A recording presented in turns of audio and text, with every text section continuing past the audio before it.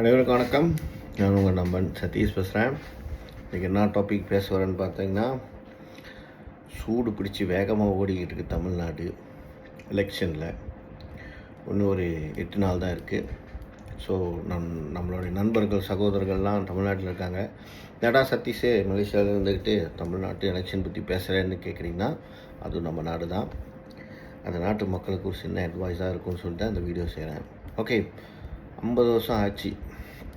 50 வருஷம் ஆட்சியில் உள்ள கட்சியை நீங்கள் தேர்ந்தெடுக்க போகிறீங்களா, இல்லை உங்களுக்கு மாற்றம் வேணும்னு நினச்சி புதுசாக வந்தவங்களுக்கு வாய்ப்பு கொடுக்க போகிறீங்களா? இல்லை ரொம்ப வேணாம், நான் கேட்குறேன். நான் பார்க்குறேன் நிறைய பேர் உங்கள் ஓட்டை பதிவு சொல்லிக்கிட்டு இருக்கீங்க, நான் இவருக்கு தான் போடுவேன், இவருக்கு தான் போடுவேன்னு.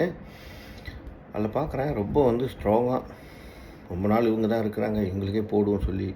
ஏங்க நான் ஒன்று கேட்குறேன், உங்களுக்கு ஒரு சின்ன சிந்தனை இருக்கான்னு பாருங்கள். தப்பாக எதுவும் இல்லை. இவ்வளோ நாள் ஆட்சியில் இருந்தாங்க, என்ன மாற்றத்தை கொண்டு வந்தாங்க சொல்லுங்கள்? என்ன டெவலப்மெண்ட் இருந்திருக்கு? அப்படி இருந்த ஜாம்புவான்கள் எவ்வளோ விஷயத்தை மாறுதல் கொண்டு வந்திருக்கலாமே. எவ்வளோ நிதி ஒதுக்கீடு இருந்துச்சு, நிறைய விஷயத்தை கொண்டு வந்திருக்கலாமே. இன்னமும் நீட்டுன்னு ஒரு எக்ஸாம் இருக்குது, அதுக்கும் ஒரு சுமூகமான ஒரு முடிவு சொல்லலை. கேட்டால் அங்கே மாறலை, பிஜேபி ஸ்ட்ராங்காக இருக்காங்க, அங்கே மாறினா தான் நமக்கு நல்ல சப்போர்ட் கிடைக்கும், காங்கிரஸ் இருந்தால் தான் அப்படின்னு சொல்கிறாங்க. இன்னமும் அவங்க தான் பெரிய பிரச்சாரத்தை கொடுத்தாங்க போன வருஷம் எலெக்ஷனில். எங்களுக்கு அந்த சூட்சமாக தெரியும் அப்படின்னு பட்டா அவ்வளோதான். சரி, இந்த இடம் பார்த்தா ரெட்டை இலை. அந்த ரெட்டை இலையில் நல்லா யோசிங்க, நல்ல கேப்பபிளான கேண்டிடேட் கொடுங்க. விஜய் மாரிலாம் விஜய்க்கு சப்போர்ட் பண்ணல, பட் ஆனால் அவர் ஒரு 2 திட்டத்தை அழகாக சூப்பராக சொல்கிறார். எனக்கு ரொம்ப பிடிச்சிருந்துச்சி. தமிழ்நாடு சிட்டிசன்ஷிப் ப்ரிவிலேஜ் கார்டு, அந்த கார்டோட திட்டத்தை அழகாக சொல்கிறாரு. இதுதாங்க ஒரு இளைஞர்கள் புதுசாக வரும்போது நல்ல ஒரு அறிவார்ந்த சிந்தனையாக மக்களுக்கு என்ன தேவை அழகாக கொண்டு போவாங்க, சரிங்களா? 2வது சூப்பர் ஆப்னு ஒன்று கொண்டு வந்தாங்க. அது உண்மையிலே வர வைக்கக்கூடியது.